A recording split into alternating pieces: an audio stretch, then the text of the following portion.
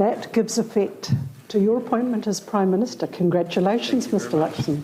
And with that ceremony at Government House, Christopher Mark Luxon became New Zealand's 42nd Prime Minister. A leader with not one, I, Winston Raymond Peters, but two, I, David Breen Seymour, Deputy Prime Ministers. A year on, the Coalition is celebrating its achievements, but controversy still clouds treaty talk. And the PM is still chasing his top KPI. Well, number one job is to rebuild the economy so we can lower the cost of living so everyone can get ahead.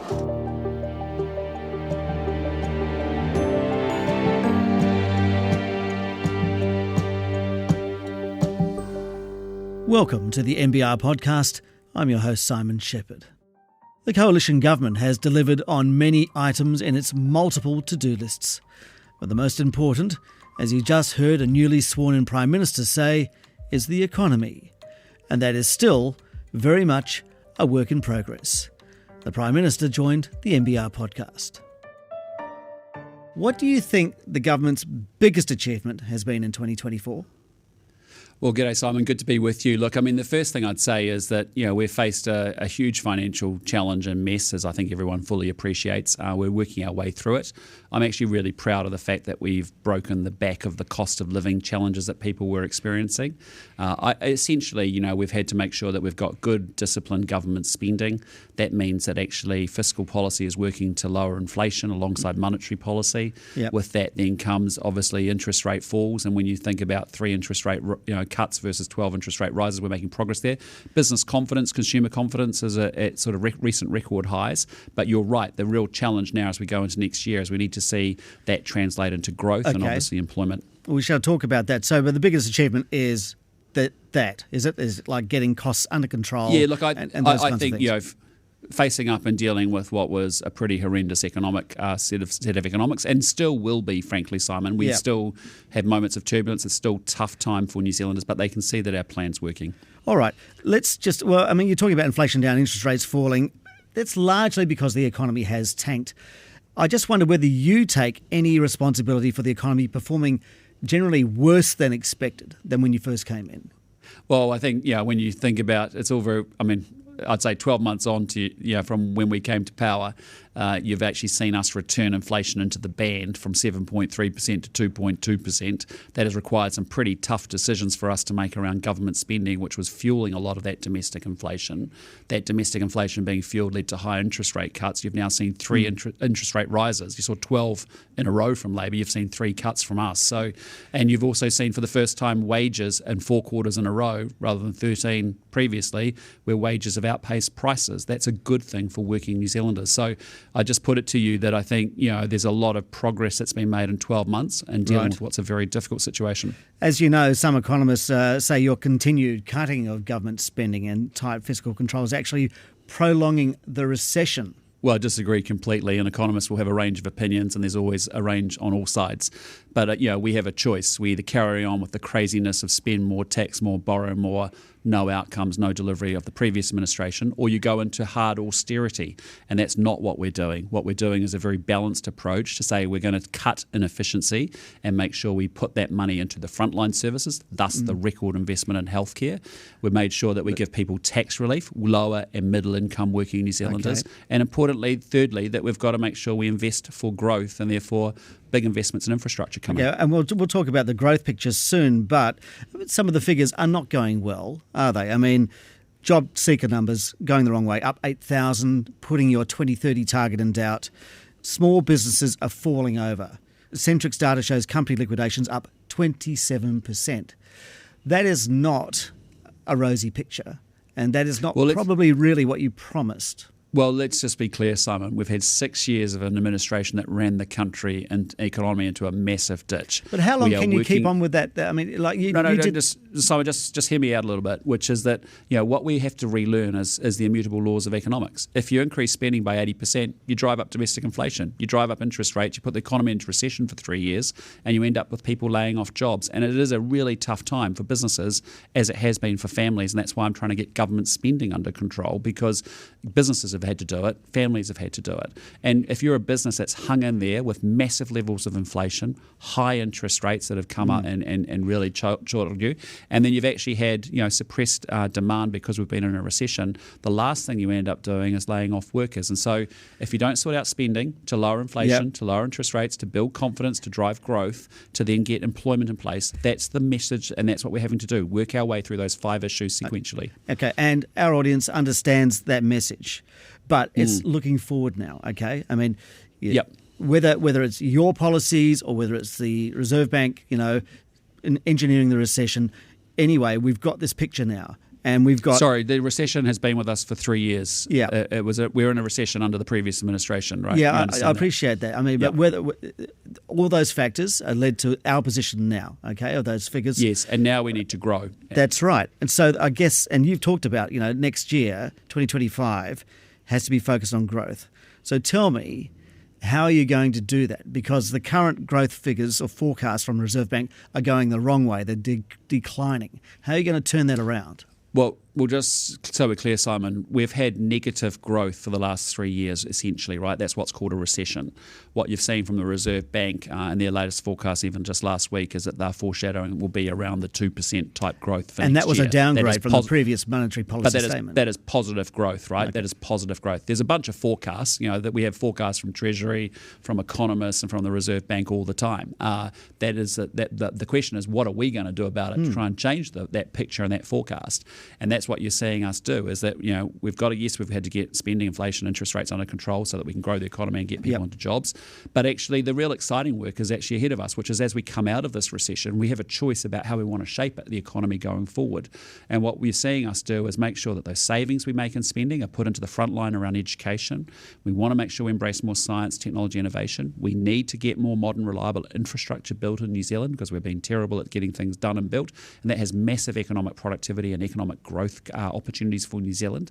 We've got to get rid of the red tape because a lot of businesses aren't investing because there's just too much cost and compliance, and we need strong international connections for trade and investment. Now, those 5 things are deliberately chosen because when you look at other advanced small economies on planet Earth that are wealthier than us, those are the foundational things that we have to get right in the short, medium and long term for New Zealanders, because that's what will lift our living standards. Yeah, our GDP is not going great guns at the moment, is it? So, and not forecast. Well, that's a function of we are also a country that increased government spending by 84%. We're a country that drove up debt from $5 to $100 billion. Simon, you can't just make a statement like that without acknowledging the root cause of how you get there, because I think this generation of media, politicians, pundits, commentators have forgotten some pretty immutable laws of economic management, and we maybe take economic management for granted. It's not. I appreciate it's not sexy, but good day in, day out economic management matters. Okay. Because if you care about lower middle income people losing their jobs, Simon, or the economy not growing and therefore they're losing it,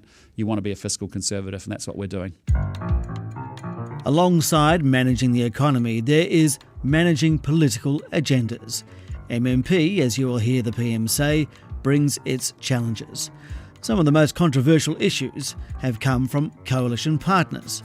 Mining. If there is a mining opportunity and it's impeded by a blind frog, goodbye freedom. Smoking. I've had no involvement with the tobacco industry. And the Treaty Principles Bill. A bill that would enshrine in law the principle everyone is equal before the law. Well, let's talk about political management then. It hasn't been a year without controversy. Obviously, the Treaty Principles Bill, changes to anti-smoking legislation, changes to climate change policy as well. Do you regret any of those? Sorry, what change has happened on climate change policy? Well, you've removed all sorts of subsidies, the Giddy Fund, the EV subsidisation, and I was at the Sustainable Business Awards the other night, and they're not a very happy bunch.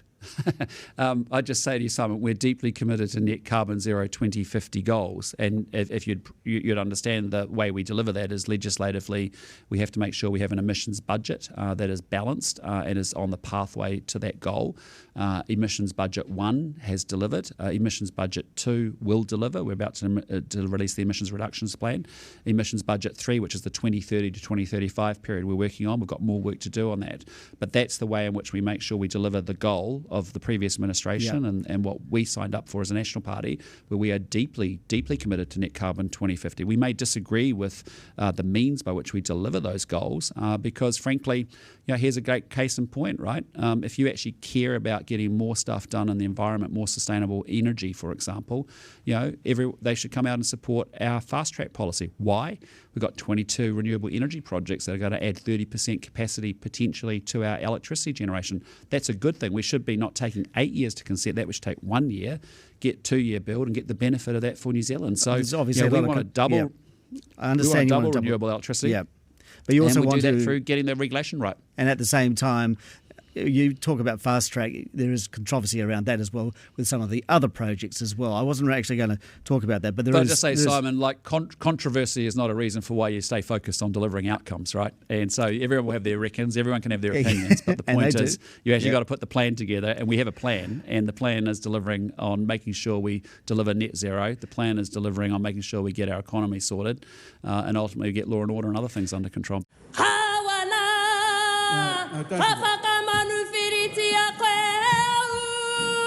The most controversial legislation this year by far is ACT's Treaty Principles Bill.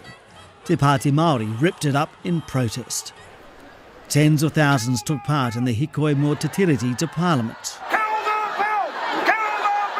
Even though National will not support it. My message in general to the hikoi is we're not supporting the bill, it won't be law. Let's talk about the Treaty Principles Bill then. It's likely to dominate some of the political discourse at the beginning of 2025. How do you think you're going to deal with that? Well, look, I fully understand it's a divisive issue, as I said before the election, and there's frustrations on all sides of that debate. Essentially, what's happened is, under the previous administration, you had things like the Māori Health Authority, the co-governance of 3 waters, the Wellington mandating of local Māori wards, that the government didn't take people with them on that. It built huge amounts of frustration and division in New Zealand.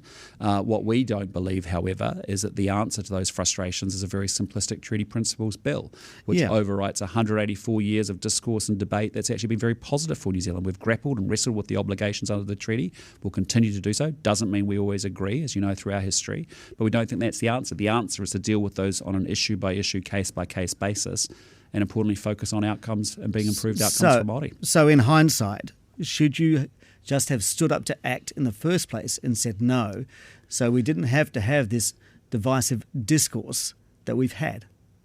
Well, I just say to you, we're in an MMP environment. The New Zealand people have selected that as their electoral system. If you travel to Western Europe, you have exactly the same system. You have 3, 4, 6-party coalition governments, quite normal. But it doesn't mean we agree with a lot of things between the 3 parties that are in our government. We disagree on this one, as I've said. But this wasn't the bottom line of ACT, was it? It wasn't a bottom line. It was very clear. It was very clear that this was the most important issue to ACT. It was the most difficult one. In fact, we parked it to the last issue to negotiate. I've seen reporting saying that ACT has always said that it wasn't a bottom line. Well, I was in the negotiations. It was pretty clear to me that this was a high priority for them. Yep. But are you concerned that many Māori feel that this government has taken Māori Crown relations a step backwards? Well, look, I just fully acknowledge there are frustrations and division, and that people are immensely frustrated on all sides of that debate. What I would say to you, though, is what Māori focus on is: are they getting higher incomes? Are they getting better housing? Are they less victims of crime? Are they actually able to get healthcare and education and better education outcomes? And that's the work that I've been working with around iwi leaders. If you think about the program we've got around immunising under 2-year-old Māori kids, that's been working really well. We've had some great results. Think about, one of the things I'm really proud about is you and I would have talked about emergency housing and motels, and you would have asked me lots of questions about that in the past. And the reality is we've focused on that, and we've got a huge number of Māori kids out of motels into permanent homes. That's a good outcome. But you we've got 4% more Māori kids in school. Those are great outcomes. That's what matters. But you can't ignore the other side, which is not only the Treaty Principles Bill, but also another bone of contention for Māori is proposed changes to the Marine and Coastal Area Act, the MACA Act. Now, we've had a Supreme Court ruling on that, and that's been described by former National Attorney General Chris Finlayson. He says that Supreme Court ruling this week means any changes to the law would be overkill. So I wonder whether you're considering dropping those changes. Well, Simon, I mean, we had a law passed in 2011 by Chris Finlayson that found the balance between Māori with customary rights and all the legitimate interests of all New Zealanders' access to the marine and coastal area. That legislation was interpreted and thresholds were lowered by the Court of Appeal, as you know, through legal action. Yep. We challenged that. We've had the Supreme Court literally come out yesterday with one of the fastest responses 10 days after we filed the challenge, with a unanimous decision saying, hey, listen, the Court of Appeal was wrong. The reason we were putting legislation back into place was to say what the courts have not interpreted what Parliament intended. We want that balance maintained. And so, as you can understand, the decisions come through yesterday. Paul Goldsmith, our Minister of Justice, will look at that, and then he'll have more to say about MACA legislation once he's digested that and how it might fit with that. One area that's been keenly scrutinised all year is the possibility of cracks appearing in the coalition. Is the tail wagging the political dog? And what's Winston going to say next? Well, here's one example on co-governance. I've seen that sort of philosophy before. I saw it in Nazi Germany. We all did. And here's Luxon's response. I don't think that is, those aren't the way that I would phrase it at all. Let's talk about the coalition. Throughout 2024, I think you've been pretty tolerant of your coalition partners, especially when they go out on a limb and say certain things. How would you describe your relationship with ACT and New Zealand First?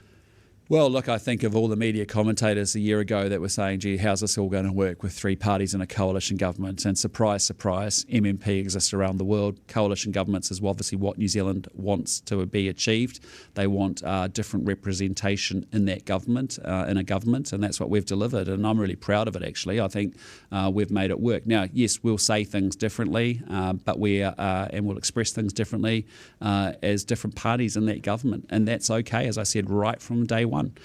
We have a maturing of MMP. We're going to have coalition governments. The same would be existing if you had a Labour, Te Pāti Māori, Greens, coalition as well.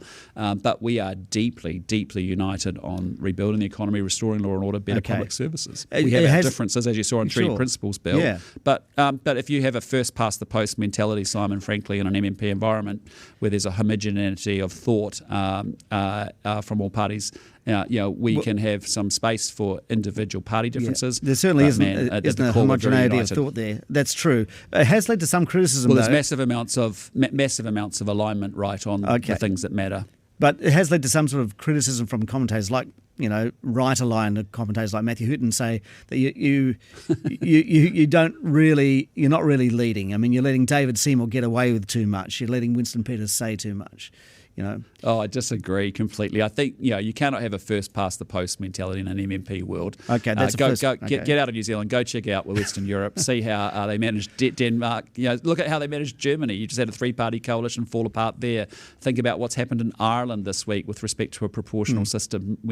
Think about what's happened with respect to the Netherlands. With a four-party coalition. So look, it's just the maturing of MMP. It's okay. We have massive alignment. Yes, we have leaders that will sound off differently, but I just say to you, the National Party, major party government, yes, we've had good contributions from the minor parties too, and I think we're making it work really well. The coalition may be mature MMP, but it doesn't stop the three parties appealing to their base. And when it came to celebrating the past year, ACT was quick out of the blocks. Here's David Seymour claiming credit. I think we've made a disproportionate contribution to the policies of the government. If you look at these quarterly plans, often half the ideas come from the party, but there's only 1/6 of the MPs in the government. And remember, he will soon take his turn as Deputy Prime Minister. On that quirk of MMP, we've got two Deputy Prime Ministers, right? So Winston Peters' time is almost coming up. David Seymour's stepping in, and he's already claiming after a year that ACT's doing the heavy lifting. Are you expecting more of that once he's Deputy Prime Minister? Oh, look, I mean, I disagree with that. I think, all parties in our coalition government are making great contribution. I'm very proud of the National Party and the contribution from the minor parties too. But look, I mean, our expectation of all government ministers is that they actually put country ahead of party, and our ministers, whether they're from national or from the other minor parties, are performing well, and I'm proud of them. So you came in as a former CEO, and I would suggest that you've applied a more targeted KPI style approach. I want to know, just finally, last question, what you've learned about political leadership in your first year as Prime Minister. Well, actually, leadership is leadership, whether you're leading a large business organisation, a government, or frankly a community organisation. They are very transferable things. How you motivate people, how you assemble a team, how you get the right people on the right assignment, how you challenge them, how you support them, how you organise and focus a government with multiple parties, but also focus a public service. Yes, we have 6-year goals. Yes, we have quarterly action plans. Yes, we report on those progress towards those targets quarterly. That has provided tremendous focus at a time when New Zealand desperately needs a turnaround.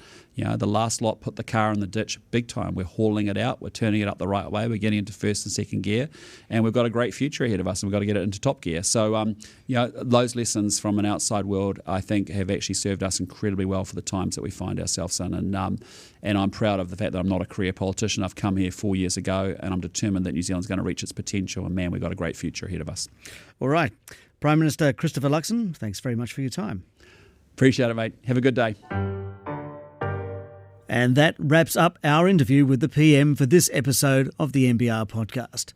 Links to audio used are in the description. And thanks to content producer Joseph Hisayasu. Remember, to get early access to new episodes, subscribe at nbr.co.nz. Next week, kill a worker, go to jail. How personally liable should a boss be for health and safety? I'm Simon Shepherd. We'll catch you then.